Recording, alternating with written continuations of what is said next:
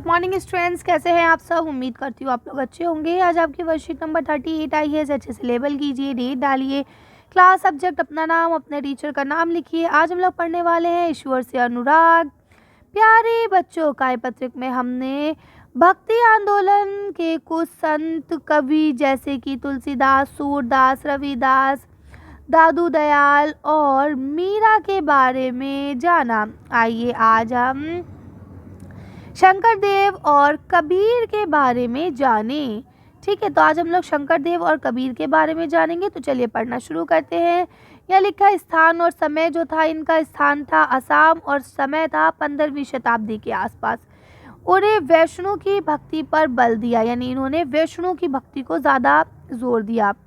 उन्होंने असमिया भाषा में कविताएं और नाटक लिखे। ठीक है, उन्होंने ही नामघर, कविता पाठ और प्रार्थना गृह स्थापित करने की पद्धति चलाई जो आज तक चली है।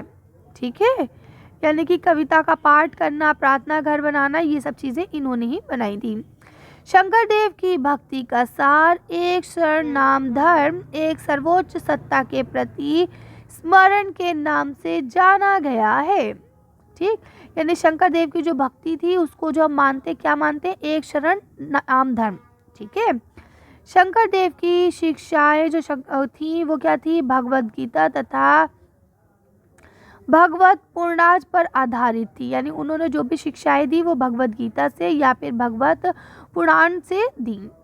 उन्होंने ज्ञान के प्रसार के लिए सत्र या पाठों की स्थापना को प्रोत्साहित किया। यानी उन्होंने कहा कि भाई अगर आप चाहते हैं कि हमारा ज्ञान आगे बढ़े तो ज्ञान के प्रसार के लिए, ज्ञान को फैलाने के लिए आपको पाठों की, मठों की, इनकी स्थापना करनी चाहिए।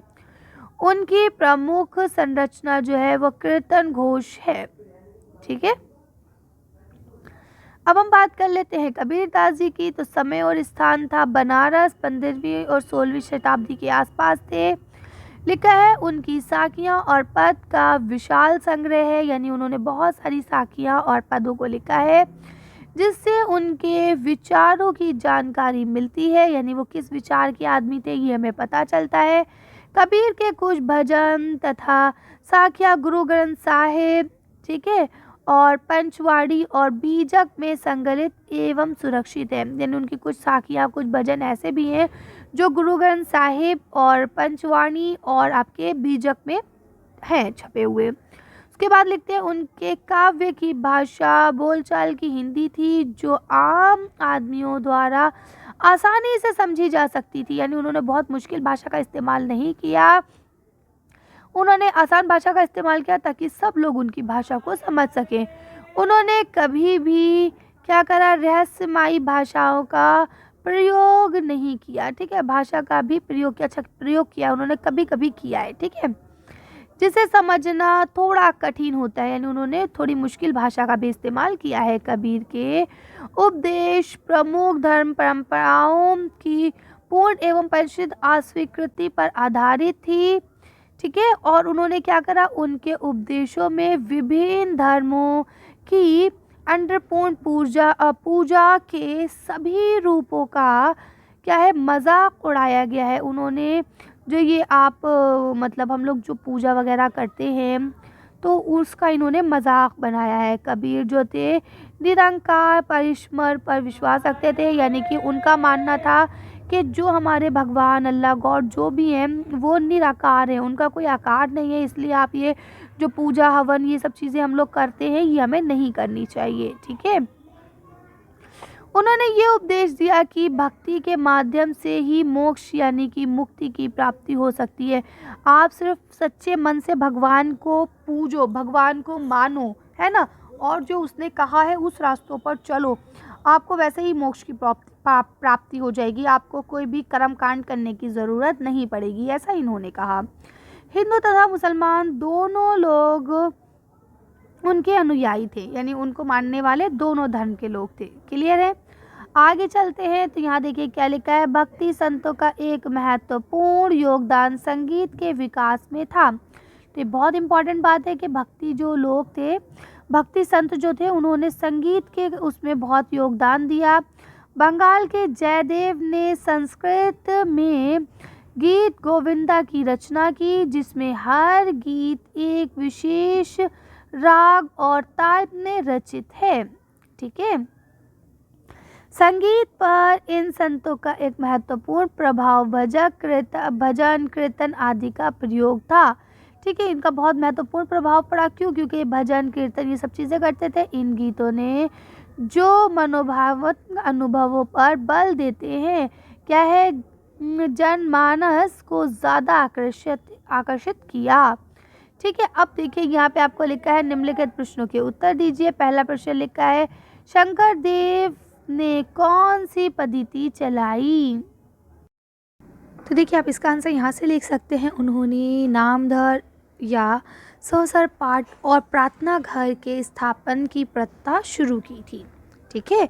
और जो आज भी जारी है। लिख लेंगे। अगला क्वेश्चन लिखा है कबीर द्वारा अभिव्यक्त प्रमुख विचार क्या क्या थे? उन्होंने इन विचारों को कैसे अभिव्यक्त किया? इसका आंसर लिख सकते हैं कि उनका ये मानना था कि ईश्वर जो है वो क्या है, सर्वोच्च ईश्वर है। ठीक है। और जो इसमें ऊपर मतलब जो कर्म कांड करे जा रहे थे उसके लिए क्या करा, उन्होंने अस्वीकृति दी कि नहीं ऐसा कुछ नहीं है। कबीर ने क्या कहा, मुक्ति के मार्ग पर चलने को कहा। ठीक है। और उन्होंने अपने विचारों को जो व्यक्त किया वो अपनी साखियों और पदों से किया। लास्ट क्वेश्चन लिखा है गीत गोविंदा की रचना किसने की? देखिए आप इसका आंसर लिख सकते हैं बंगाल के जयदेव ने संस्कृत में गीता गोविंद की रचना की।